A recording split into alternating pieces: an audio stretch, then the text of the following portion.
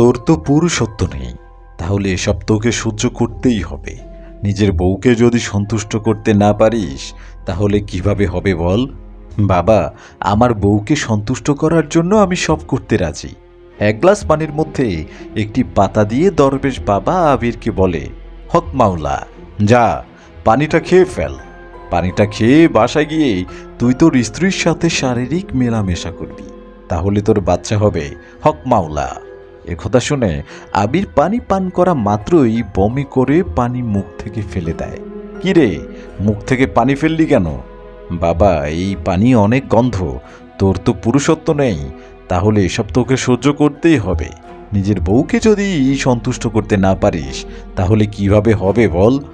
বাবা, আমার বউকে সন্তুষ্ট করার জন্য আমি সব করতে রাজি। শাব্বাস বেটা।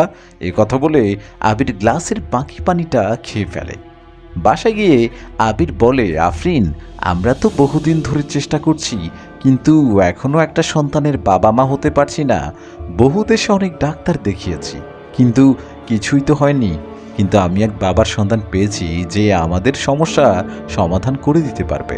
সে আবার কেমন বাবা? চলো তোমাকে তার কাছে নিয়ে যাই।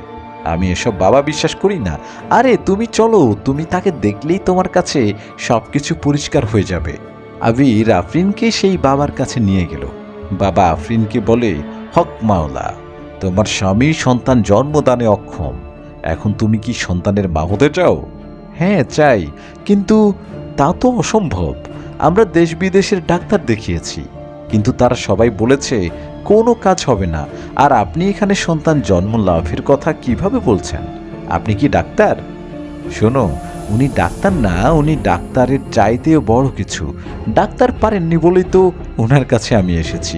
তুমি কাল একা আমার আশ্রমে আসবে, তোমাকে আমি কিছু দোয়া দরুদ পড়ে ফুঁ দেব। এখন তোমরা এখান থেকে চলে যাও।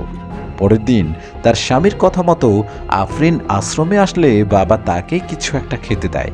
ওটা খেয়েই আফরিন কিছুক্ষণ পর অজ্ঞান হয়ে যায়। অজ্ঞান হওয়ার সাথে বাবা তার কাম লালসা মেটানোর জন্য তার সাথে শারীরিকভাবে মেলামেশা করে বসে।